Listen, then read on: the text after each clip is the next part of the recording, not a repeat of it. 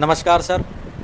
अब मोदी जी फिर से एक विदेश यात्रा पर जाएंगे और बहुत ही अहम वो सम्मेलन बताया जा रहा है, तो वो कौन सा सम्मेलन होगा?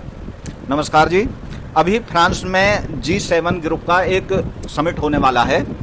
तो उसमें जो G7 में देश हिस्सा लेते हैं वो हैं Canada, France, Germany, Italy, Japan, Britain, America और EU यानी कि यूरोपियन यूनियन। और ये विशेष आमंत्रित अतिथि के रूप में भी बुला सकते हैं किसी को। तो मोदी जी तो जब से प्रधानमंत्री बने हैं, वो बेशक G7 का समिट हो या G20 का समिट हो, उसमें ये जरूर ही बुलाए जाते हैं।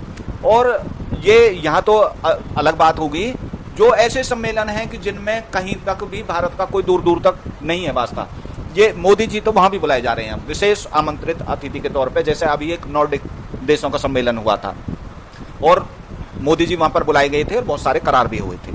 तो अब ये जो G7 का समिट है, ये इसलिए मायने रख रहा है कि इसमें जो ट्रंप साहब हैं, ये सब जो देश हैं इसमें, वो सब अमेरिका के एलाई थे पहले, अब भी हैं वैसे कहने के लिए तो। लेकिन ये जो अमेरिका ईरान का जो वार हुआ है, इसमें इन्होंने बिल्कुल अमेरिका से पल्ला झाड़ लिया, कोई मदद नहीं की, अपने एयर स्पेस भी यूज नहीं करने दिए। तो ये इस मायने में एक बहुत ज़्यादा अहम है। और जब से इंडिया और पाकिस्तान का वो ऑपरेशन सिंदूर हुआ है 2025 में, जो मई में हुआ है, उसके बाद से ट्रंप साहब की और मोदी जी की कोई डायरेक्ट मुलाकात नहीं हुई है, फ़ोन पर तो बातचीत हुई है। तो ये इस मामले में पूरी दुनिया की टकटकी लगी हुई है जी। तो सर ये तो बड़ा दिलचस्प रहेगा देखना, जब आप बता रहे हैं कि पिछले साल ऑपरेशन सिंदूर के बाद से प्रधानमंत्री मोदी और अमेरिका के राष्ट्रपति ट्रंप की मुलाकात ही नहीं हुई है। तो इस बार ये मुलाकात कैसे होगी? क्या दोनों मिलेंगे या ट्रंप साहब कहीं कुछ फिर से कुछ बड़बोलापन ना दिखा दें? तो ये सब अब देखना दिलचस्प रहेगा। आप इसके बारे में बताइए।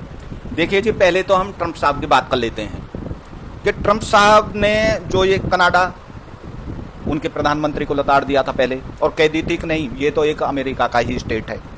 फ्रांस वाले जो हैं मैक्रो साहब, उनके ऊपर तो उन्होंने पर्सनली अटैक किया, एक ऐसी भाषा का प्रयोग किया कि वो तो एक बहुत ही निंदनीय है, उसको तो कोई बोल भी नहीं सकता है। जर्मनी के जो हैं उनसे, चांसलर से उनकी झड़प हो चुकी है, क्योंकि जर्मनी वालों ने बोल दी थी कि भाई ये इसमें अमेरिका जो इस युद्ध में फेल हो गया है, हार ही समझ लो इसकी। और उन्होंने तो यहाँ तक बोल दी कि बेइज्जती हुई है अमेरिका की। तो इस बात के ऊपर ट्रंप साहब बहुत भड़के थे। और जो ब्रिटेन है, जो ब्रिटेन को ये मानते हैं अमेरिका वाले कि ये तो भाई हमारा ही है, बिल्कुल हमारा छोटा भाई है, उन्होंने भी अब की लड़ाई में अमेरिका को कोई सपोर्ट नहीं की और यहाँ तक कह दी कि भाई हम अपने देश की जनता के हितों के लिए काम करेंगे। और उन्होंने अपना एयर स्पेस भी यूज नहीं करने दिया अमेरिका को कि भाई ये कोई अमेरिका की लड़ाई नहीं है, ये तो एक जबरन कूदे हैं उसमें। तो इस चक्कर में ट्रंप साहब की उनसे कई बार झड़प हुई है, कई बार काफ़ी इधर उधर की बातें हुई हैं कि भाई ये सब कागजी शेर हैं, ये हमारे पिछलग्गू हैं और हमने इनकी मदद की है। तो अब की बार, अब पहले तो एक एक से हुई हैं, अब की बार वो सब बैठे हुए हैं और आमने सामने बात होनी है। तो अब अमेरिका और ईरान के जो ये वार चला है, इसके बाद के बारे में जो है, जो आकलन है और जो ये स्थिति बनती हुई दिखाई दे रही है, उसके हिसाब से ये दो तीन चीज़ कहने चाहेंगे जी। पहली बात तो ये है कि ट्रंप साहब अपना बड़बोलापन नहीं दिखाएंगे, इसकी संभावना 10% है।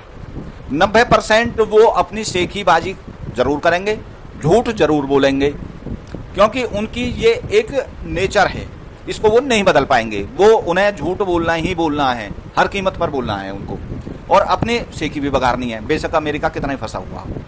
दूसरी बात जी, कि जो वो अपने एलाई को बुरा भला कह रहे थे और उनको लताड़ रहे थे, हिकारत की नज़र से देख रहे थे और कह रहे थे कि अमेरिका ही सब कुछ है, ये सब कुछ है, ये कहीं कुछ नहीं है, तो अब की बार वो इनके लिए कुछ बोलें, इसकी भी संभावना 10% ही है।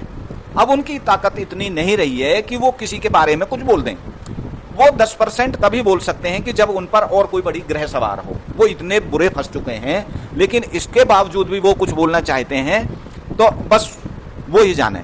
बाकी उम्मीद बिल्कुल नहीं है कि वो अब किसी के बारे में कुछ बोल पाए। अब की बार वो जरूर सॉफ्ट कॉर्नर रखेंगे, वो बड़बोलापन तो दिखाएंगे, लेकिन वो किसी की जो पहले हिकारत वाली बात, बेइज्जती वाली बात करते थे, वो नहीं करेंगे। तीसरी बात, कि जो वो एक श्रेय ले रहे थे कि भाई मैंने पूरी दुनिया में शांति स्थापित कर दी है और मैंने सब युद्ध जीत बंद करवा दिए हैं, अब की बार वो इस मामले में बात नहीं करेंगे। इस बात की भी उम्मीद 10% ही है।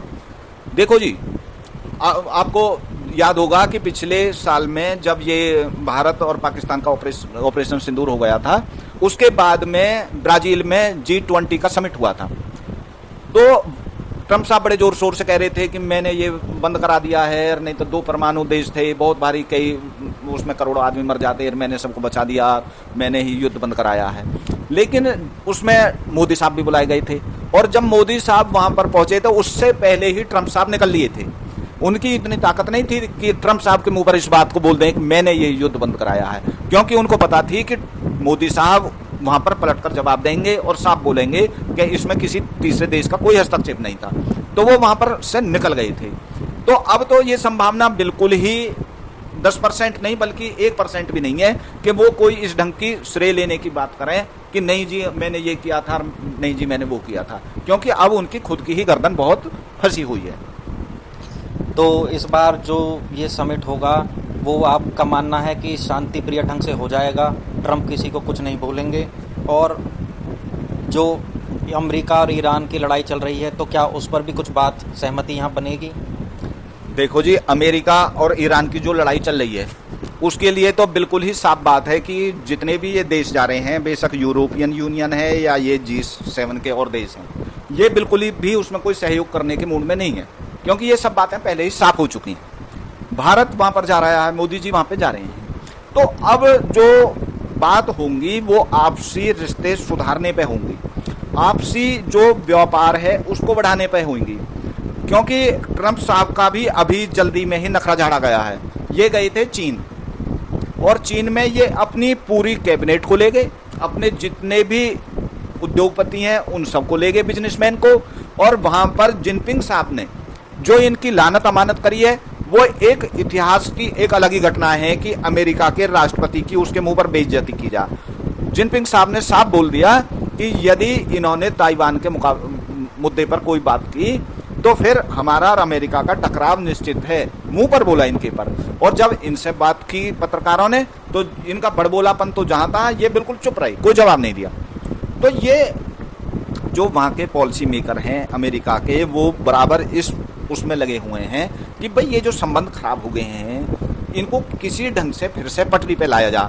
अभी जो जल्दी में ही रूबियो साहब आए थे यहाँ पे भारत में, और वो देखा कि भारत ने भी बिल्कुल कोई तवज्जो नहीं दी, वो घूमते रहे, और कहीं कोई भी एक मिनिस्टर तो बड़ी बात है, कोई अधिकारी भी नहीं भेजा उनके वेलकम के लिए।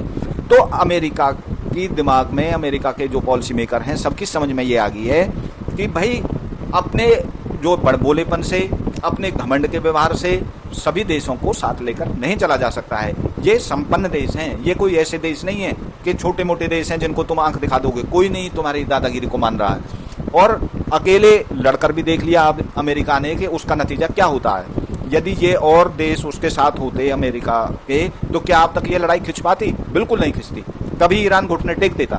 अब तो सब कुछ ईरान के फेवर में चला गया, क्योंकि किसी देश ने उसका साथ ही नहीं दिया अमेरिका के ने। तो अब की बार वो चीजें नहीं होंगी, अब की बार चीजें पॉजिटिव होंगी। और मोदी जी के लिए तो ये माना ही जाता है कि वो तो बहुत हार्ड लाइनर हैं, वो देश के हित के साथ में कभी कोई समझौता नहीं करते हैं। और ये भी बात मान लीजिए कि यदि मोदी जी वहाँ पे जा रहे हैं तो ये सब, ये कोई पब्लिक डोमेन में बातें नहीं होती हैं, ये तो सब पहले ही अंदर खाने बातचीत हो जाती हैं, बातचीत के एजेंडा तैयार हो जाते हैं, बिल्कुल हर चीज़ की कि भाई इस मुद्दे पे बात होगी, इस ढंग से बात होगी, ये सब पहले ही हो जाती हैं। तो यदि मोदी जी और ट्रम्प साहब की मुलाकात होगी तो उसमें कोई पॉजिटिव ही बातें निकल के आएंगी। इस चीज़ की संभावना दूर दूर तक भी नहीं है कि वो कहीं कोई ऐसी बात को उखाड़ेंगे कि जिससे भारत और अमेरिका के संबंध में कोई नई तलखी आ जाए। बहुत बहुत धन्यवाद सर, आपने बहुत ही विस्तार से भारत के जो संबंध हैं और जो G7 समिट है और जितना भी अब जो खेल बनेगा उसके बारे में बहुत अच्छे से विश्लेषण किया। बहुत बहुत धन्यवाद सर। धन्यवाद जी।